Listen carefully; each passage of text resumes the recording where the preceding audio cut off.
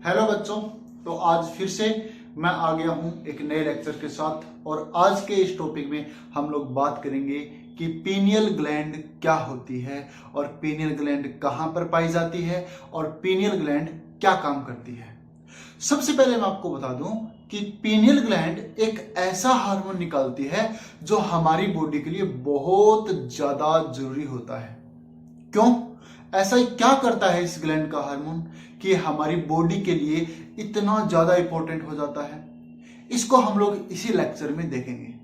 सबसे पहले हम लोग बात करते हैं कि ये जो आपकी पीनियल ग्लैंड है, पीनियल ग्लैंड का दूसरा नाम क्या है और हम इसको किस नाम से जान सकते हैं, और इसका नाम जो है वो हो जाता है एपीफाइसिस। तो पीनियल ग्लैंड का दूसरा नाम क्या है? एपीफाइसिस। तो सबसे पहली बात, इसको एपीफाइसिस क्यों कहते हैं, इसके लिए हमें इसकी लोकेशन देखनी पड़ेगी। और इसकी लोकेशन कहां है? जैसे कि हमने फोर ब्रेन की बात की थी, है ना। ब्रेन के तीन पार्ट है, ये फोर ब्रेन है, ये मिड ब्रेन है और ये हाइंड ब्रेन है, ठीक है ना। तो हमने ये डिस्कस किया कि ब्रेन के तीन पार्ट है, फोर ब्रेन, मिड ब्रेन और हाइंड ब्रेन। जैसे कि हम लोग फोर ब्रेन को देखें तो फोर ब्रेन बेचारा खुद दो पार्ट से बना होता है। पहला पार्ट कौन सा है इसका? सेरेब्रम। इधर देखो सारे, पहला पार्ट कौन सा है? सेरेब्रम। और दूसरा पार्ट कौन सा है इसका? दूसरा पार्ट है डायनसिफेलॉन। ऐसे, क्योंकि बहुत ध्यान से समझना है इसको। तो आपके ब्रेन के जो पार्ट हैं उनको हम देखें तो सबसे पहला है फोर ब्रेन, दूसरा है मिड ब्रेन और तीसरा है हाइंड ब्रेन। आपका जो फोर ब्रेन है उसका पहला पार्ट है सेरेब्रम और दूसरा पार्ट जो मैंने रेड कलर से बनाया है उसका नाम क्या है? डायनसिफेलॉन। और डायनसिफेलॉन कितने पार्ट से बना होता है? तीन पार्ट से। कौन कौन से पार्ट हैं? देखिए, सबसे पहले डायनसिफेलॉन का सबसे ऊपर वाला पार्ट हमने फर्स्ट लेक्चर में इसके बारे में डिस्कस किया था। यदि नहीं पता तो वो लेक्चर देख के आना फिर, है ना। दूसरा है इसके बीच का ये पार्ट और तीसरा है सबसे नीचे की तरफ ये पार्ट, ठीक है। डायनसिफेलॉन का सबसे ऊपर की तरफ जो पार्ट है उस पार्ट को हम लोग क्या कहेंगे? एपिथैलेमस। एपिथैलेमस के जस्ट नीचे वाला पार्ट है उसको कहेंगे थैलेमस। और सबसे नीचे कौन सा पाया जाता है बताओ? हाइपोथैलेमस। तो ये हुआ हाइपोथैलेमस। तो हमारे डायनसिफेलॉन को हम तीन पार्ट में डिवाइड करते हैं। पहला एपिथैलेमस, बीच में थैलेमस और सबसे नीचे कौन सा है? हाइपोथैलेमस। अब देखिए, एपिथैलेमस जो है, एपिथैलेमस के पीछे की तरफ देखते हैं। ये इसकी वेंट्रल साइड है और ये इसकी डोर्सल हो गई। तो इसके डोर्सल सरफेस पे बैक साइड में आप देखोगे तो यहां पर एक ग्लैंड होती है जिसको हम लोग कहते हैं पीनियल ग्लैंड। तो आपका जो एपिथैलेमस है यानी डायनसिफेलॉन की जो छत है, रूफ है, बिल्कुल टॉप वाला पार्ट, उसको क्या कहते हैं? एपिथैलेमस। और एपिथैलेमस के जस्ट पीछे की ओर यानी कि डोर्सल सरफेस पर कौन होता है? डोर्सल सरफेस पे होती है अपनी पीनियल ग्लैंड। इसलिए इसको क्या कहते हैं? एपीफाइसिस। क्या कहेंगे? एपीफाइसिस। तो एपी का मतलब क्या हुआ? एपी का मतलब सबसे ऊपर वाले पार्ट का और फाइसिस का मतलब हुआ प्रोसेस, यानी कि डायनसिफेलॉन का जो सबसे ऊपर का पार्ट है उस पार्ट से पीछे की तरफ क्या निकला हुआ है? एक प्रोसेस निकला हुआ है जिसको हम लोग क्या कह रहे हैं? Pineal gland. तो आपको पता चल गया कि पीनियल ग्लैंड को एपीफाइसिस क्यों कहते हैं, क्योंकि ये एपिथैलेमस का फाइसिस है और फाइसिस का मतलब क्या होता है? प्रोसेस, ठीक है ना। अब देखते हैं इसका दूसरा नाम क्या है। इसका दूसरा नाम है बायोलॉजिकल क्लॉक, यानी कि आपकी बॉडी की घड़ी है ये। बायोलॉजिकल क्लॉक का मतलब क्या होता है? बायोलॉजिकल क्लॉक का मतलब आपकी बॉडी की जो बायोलॉजी है, आपकी बॉडी जो है उसकी एक घड़ी है। आपकी बॉडी को ये ग्लैंड बताती है कब और क्या करना है। कैसे? फॉर एग्जाम्पल, जो फीमेल के अंदर महिलाओं में पीरियड्स आते हैं, तो वो पीरियड्स बेसिकली हम लोग नॉर्मली देखें तो 28 दिनों के गैप में आते हैं, है ना, कि आज 28वां दिन है तो आज ब्लीडिंग होगी, और एक महीने बाद फिर से 28वां दिन होगा, उसको होगी, फिर अगले 28वें दिन होगी। ऐसा क्यों होता है? ऐसा इसीलिए होता है कि आपकी जो पीनियल ग्लैंड जो है वो इन चीजों को रेगुलेट करके रखती है। ठीक है। दूसरा, जैसे कि आप लोगों को ये आदत पड़ी है, आप लोग 1 महीने तक सुबह जल्दी उठते हैं और आपने 5 बजे की अलार्म आप लगाना शुरू कर देते हैं, तो आप देखते हैं कि आप 20-25 दिन जैसे ही जल्दी 5 बजे उठने लग जाओगे, वैसे ही क्या होगा, आगे जो आने वाले दिन है यानी 21, 22, 23 यानी आगे के जो दिन है उनमें भी आपकी आंख है वो 5 बजे अपने आप ही खुल जाती है, बाई चांस यदि अलार्म नहीं बजती है तो। यानी आप जिस टाइम पे जागते हैं उस टाइम पे आपको जाग आने लग जाती है, और जिस टाइम पे आप सोते हैं उस टाइम पे आपको नींद आने लग जाती है। ठीक है। कोई रात को 12 बजे सोता है और डेली रात को 12 बजे सोता है तो उसको नींद कब आने लग जाती है? 12 बजे। और यदि आप डेली 8 बजे सोते हैं तो आपको नींद है वही 8 बजे आने लग जाएगी। ऐसा क्यों हुआ? क्योंकि इन सभी चीजों को आपकी पीनियल ग्लैंड क्या करती है?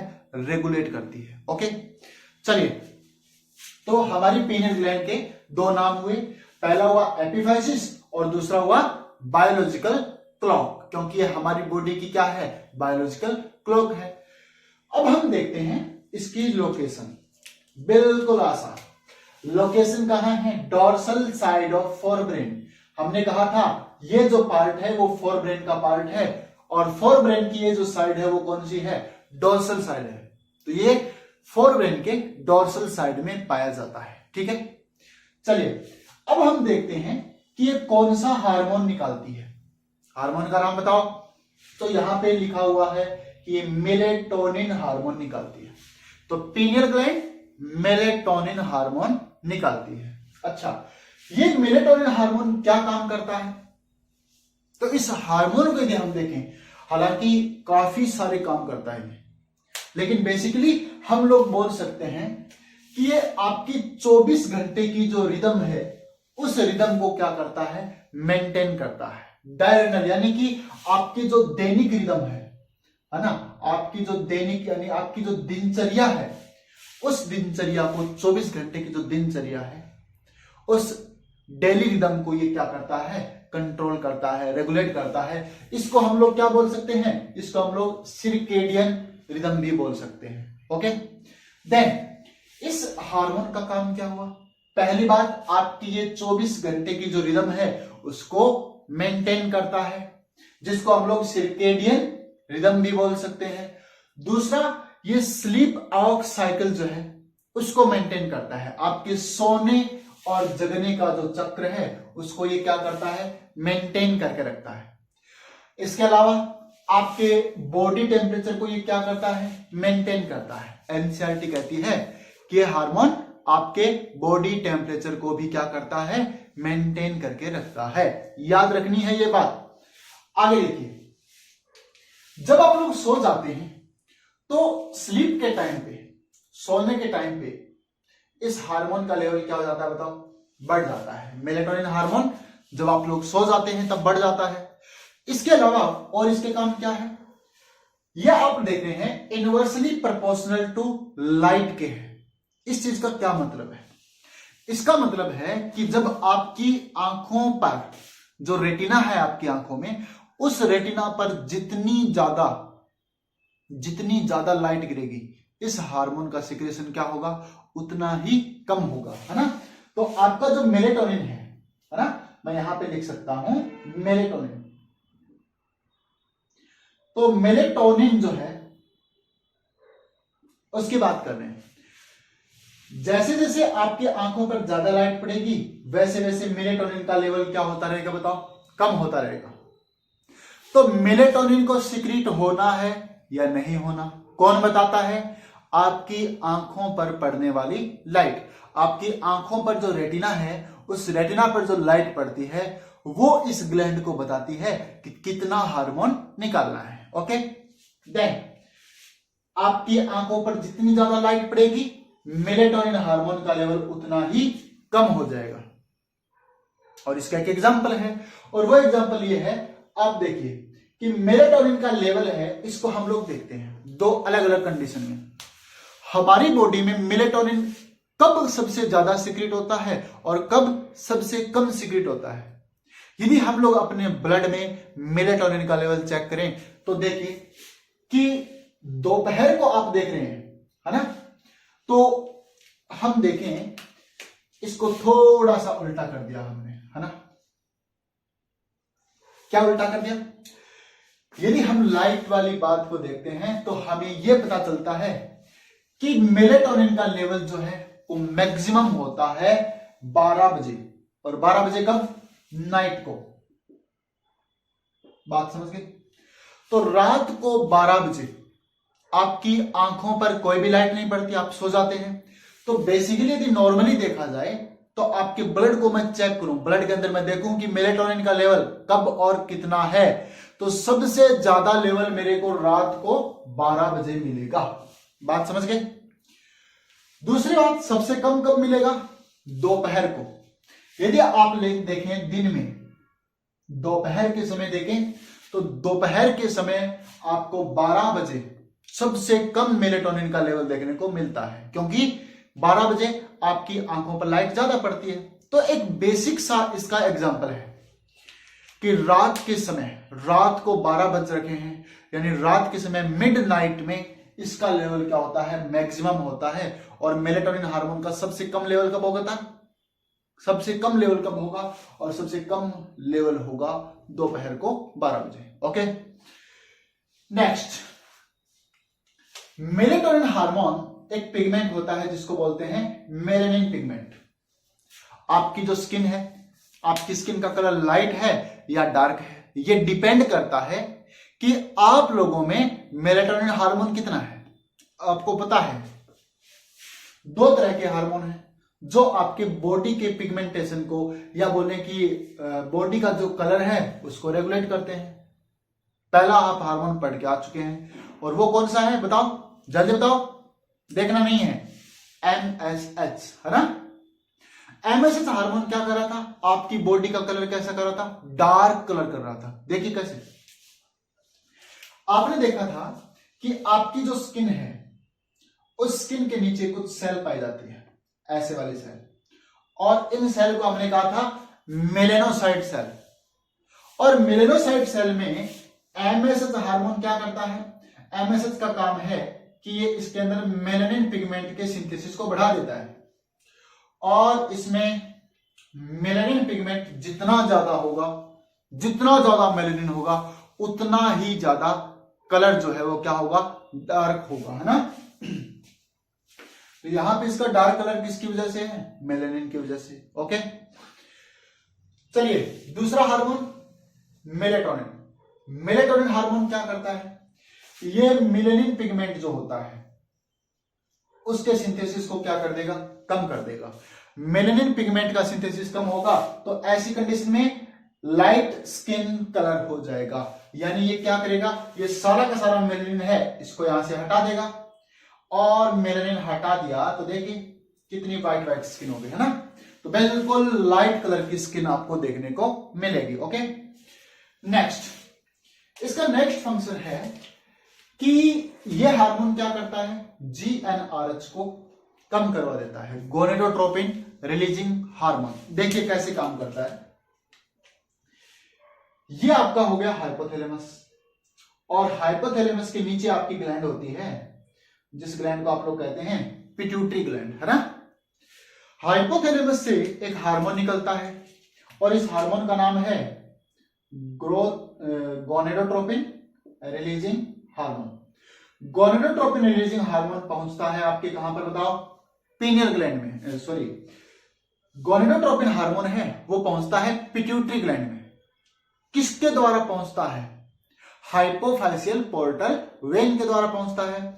तो ये वेन इसको लेके आती है इस वाली ग्लैंड में, और यहां पर आकर आपकी एंटीरियर पिट्यूटरी में आकर एक हार्मोन के सिंथेसिस को करवाएगा, और हार्मोन का नाम क्या है, गोनेडोट्रोपिन। तो ये हुआ गोनेडोट्रोपिन हार्मोन। और गोनेडोट्रोपिन कौन कौन से होते हैं बताओ, जल्दी बोलो। एफएसएच और एलएच हार्मोन, ठीक है। तो कंटिन्यू रखते हैं। यहां पर क्या हुआ कि जीएनआरएच का लेवल जो है वो हो गया डाउन। तो मेलेटोनिन हार्मोन क्या करता है, ये जीएनआरएच के लेवल को कम कर देता है। इसका लेवल कम होते ही इन दोनों का लेवल क्या हो जाएगा, कम। और इन दोनों का लेवल कम हो गया तो आपको पता है कि सेक्सुअल मैच्योरिटी है वो नहीं आएगी।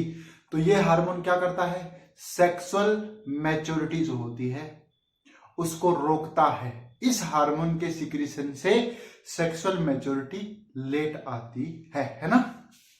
यहां पे देखेंगे इस हार्मोन से जीएनआरएच का लेवल कम हुआ, जीएनआरएच के कम होने से इन दोनों का लेवल कम हुआ, और इन दोनों का लेवल कम हो गया तो आप देख रहे हैं कि सेक्सुअल मैच्योरिटी है वो कब आएगी, लेट आएगी, है ना। इसके अलावा ये हार्मोन किसको अफेक्ट करता है, मेटाबॉलिज्म को और पिगमेंटेशन को अफेक्ट करता है। आपने अभी ये देखा कि ये जो हार्मोन है मेलेटोनिन हार्मोन है वो क्या करता है बताओ, वो स्टिमुलेट करता है कि मेलेनिन पिगमेंट ना बने, ठीक है। तो ये हार्मोन इसका जो कलर है मेलेनोसाइट का कलर है उसको करवाता है लाइट, जबकि एमएसएच क्या करवाता है बताओ, डार्क करवाता है। तो हम बोल सकते हैं कि मेलेटोनिन हार्मोन एमएसएच हार्मोन का ये वाला जो हार्मोन है वो क्या होगा, एंटागोनिस्टिक। एंटागोनिस्टिक का मतलब क्या होता है, विरुद्ध, इससे उल्टा काम कर रहा है ना। ये इसका कलर ब्लैक करवा रहा है तो ये क्या करवा रहा है, लाइट करवा रहा है। तो आपसे क्वेश्चन में पूछा जा सकता है कि मेलेटोनिन हार्मोन किसका एंटागोनिस्टिक होता है। मेलेटोनिन हार्मोन एमएसएच का एंटागोनिस्टिक होता है। ओके, देन तो हम बोल सकते हैं ये हार्मोन मेटाबॉलिज्म को अफेक्ट करता है और पिगमेंटेशन, जो आपकी स्किन का जो कलर वगैरह है उनका पिगमेंटेशन जो है उसको स्टिमुलेट करता है या इसको अफेक्ट करता है। इसके अलावा एनसीईआरटी में दिया हुआ है कि आपका जो मेंस्ट्रुअल साइकिल है उसको रेगुलेट करता है, और इसके अलावा आपकी जो डिफेंस कैपेबिलिटी जो है, आपकी इम्यूनिटी है, यानी इन दोनों चीजों को भी ये क्या करेगा, इन्फ्लुएंस करेगा, यानी अफेक्ट करेगा। ये बात आपको याद रखनी है। अच्छा, लास्ट में आपको क्या बात याद रखनी है, ये हार्मोन जो ब्लाइंड पर्सन होते हैं, है ना, ऐसे लोग जो अंधे होते हैं, उन लोगों की रेटिना पर कभी भी लाइट नहीं पड़ती, और अंधे लोगों की रेटिना पे लाइट नहीं पड़ती तो ग्लैंड को पता ही नहीं चलेगा कि हार्मोन कब निकालना है, कितना निकालना है, कैसे निकालना है। तो ऐसे लोगों में ये हार्मोन ये वाला इफेक्ट नहीं कर पाएगा। इसका मतलब क्या हुआ, जीएनआरएच को कम नहीं कर पाएगा, और जीएनआरएच कम नहीं होगा तो ऐसी कंडीशन में उनमें सेक्सुअल मैच्योरिटी जो है वो क्या आएगी बताओ, अर्ली आएगी। जैसे अंधी लड़कियां होती है ना, ऐसी लड़की जो जन्मजात से अंधी है, ऐसी लड़कियां सेक्सुअली मैच्योर ज्यादा जल्दी हो जाती है। क्यों, इसका कारण है कि उसमें मेलेटोनिन हार्मोन नहीं निकलता, तो उसकी आंखों को यानी उसके रेटिना को ये पता ही नहीं चल पाता कि लाइट आ रही है या नहीं आ रही।